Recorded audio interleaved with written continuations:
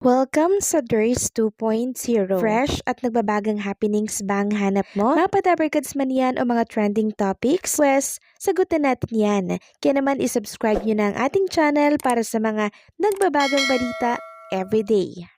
Welcome back again sa ating YouTube channel mga Kadabarkads, and for today's video, ang pag-uusapan natin ay tungkol sa mga importanteng kaganapan sa loob at sa labas ng Itbulaga. Unahin nating pag-usapan ang malaking announcement po ng Itbulaga ngayong araw. Tungkol po ito sa isang sponsors ng kanilang programa. Walang iba kundi po ang Hanabishi mga Kadabarkads. Sa 40 years po nito sa industry, meron po itong paandar para po sa Itbulaga. So ano daw po yung kwentong Hanabishi mo sa loob ng 40 years? I-share nyo po yan mga Kadabarkads sa Itbulaga. Like for example, Hanabishi number 1, natanggap ko yan sa birthday ko po, the most reliable. So yan po, ilalagay ko na lamang sa mga screen po ninyo kung bakit Hanabishi ang gustong-gusto po ninyo.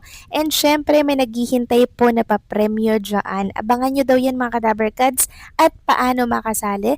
Syempre, kailangan ng name, address, contact number, at picture of appliances. Kalakip po ng kwento ng Hanabishi mo. Ito po ay parte ng pagse-celebrate nila ng 40 years sa industry kasi 1986 po na-establish ang brand na Hanabishi. Samantalang talakay naman natin ang ilan sa mga naging secret agent po ng The Age is Right ngayong araw po ng Friday. Una na dyan ang newly crowned Miss Cosmo Philippines 2026. Walang iba kundi po Isabela Rojas Ismael. Kaya naman suportahan po natin siya sa next competition. And also nakasama din natin ang legit Dabarkads na si Direk Brani. So after 44 years mga Kadabarkads, bumalik po siya sa programang Itbulaga. Since 1982 po mga Kadabarkads, nakita na natin siya sa Itbulaga. Sabi nga dito, award-winning director Brani Zamora holds a historical connection to Itbulaga as one of its pioneering cast members and guest performer during its 3rd anniversary special in 1982. So, 44 years na ngayong 2026. Tapos bumalik po siya sa Itbulaga.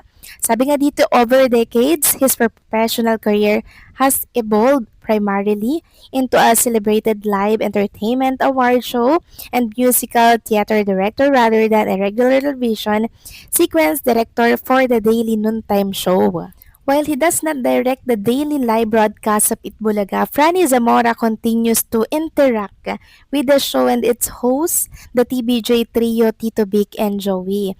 So, cast guesting, he frequently coordinates promotion for his theater project on the daily noontime show. For instance, it late 2025, the cast of his production, Jeff Rocks, the musical performed live on Itbulaga to drive ticket sales. Industry commentary. As a prominent industry figure, he often provides expert commentary regarding noontime television shift and live production mechanic involving major network like TV5 and GMA Network. And after 44 years, mga Kadabarkads, bumalik siya sa programang Itbulaga. Imagine mga Kadabarkads, 3 years pa lang ang Itbulaga nung nag-anniversary sila. Ando na po itong si Direk Franny Zamora. Kaya naman, welcome back, Dabarkads, Franny. Samantalang next topic naman, pag-usapan naman natin ang tungkol nga dito sa kaguluhan po na nangyari sa Itbulaga Studio, no? So, kanina kasi mga Kadabarkads, bilang parte po ng Itbulaga Olympics, nagtalo-talo at nagpalitan po ng mga banat ang Team Red at Team Yellow kanina. May nagsabi nga na sa mga EB host na baka magsabunutan na kayo dyan. Pero wala naman pong pikunan mga Kadabarkads, sports lang sila dito at wala naman pong personalan. At sa mga naghahanap naman po ng update dito po sa mga singing queens natin, so ito po yung mga ginagawa nila. Una na dyan, itong sa SQKZ, nagla-live po siya sa TikTok, kumakanta po siya doon. Kasi every time po na nagla-live siya, kumakanta, syempre may nagsisend po ng mga gifts, stickers na nako-convert po into cash. Hindi na po kasi sila madalas nakikita sa programang Itbulaga, kaya hindi na rin po ganun kalaki yung mga perang pumapasok syempre, no, bilang kanilang income. Kaya kung ano-ano na lamang po yung kanilang ginagawang racket para syempre kahit papaano, meron pa rin po silang panggastos. Samantalang si SQJ naman mga Kadaberkads ay merong konting negosyo po and kahit nga antok na antok daw siya, talagang pinipilit niyang mag-seal ng yung nasa bote po na tinitinda niya mga Kadaberkads. Ganyan po ang iba't ibang mga way para po kumita ang ating mga singing Samantalang, imbitado po ang lahat mga Kadaberkads ng supporters ni Jerome Ibardome and syempre sa mga sumusuporta po dito kay Stephen JC sa magaganap po na concert sa Padres Point San Pedro, Laguna by June 20, 2026 para daw ito sa mga tatay, mga ama po ng tahanan na kung saan ay makaka-relate daw po sa mga magiging performance ng concert ni Jerome and ni Stephen JC. Na-clone po ni Freddie Mercury mga Kadaberkads, kaya naman suportahan natin yan. And also kanina nakasama din natin sa live itong si Roel Carino mga Kadaberkads, kaya naman ang mga panatiko po na Geromantics, syempre present na naman sa studio po ng Itbulaga.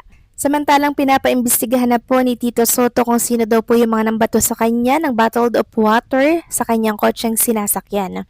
Ayon nga dito, iniimbestigahan na ng Southern Police District, SPD ang umano'y insidente ng pambabato kay dating Senate President Tito Soto habang nasa loob ng sasakyan palabas ng Senado sa gitna ng naganap na kilos protesta.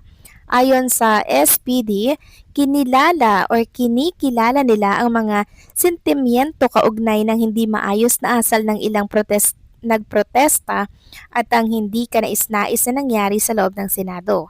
Tiniyak ng SPD na nananatiling prioridad ng pulisya ang pagpapanatili ng kapayapaan, kaayusan at kaligtasan ng publiko sa lahat ng uri ng pagtitipon. Kasalukuyan nang nagsasagawa ang SPD ng masusing investigasyon at verifikasyon sa insidente kabilang ang pagsusuri sa deployment ng mga tauhan at mga naging aksyon sa ground.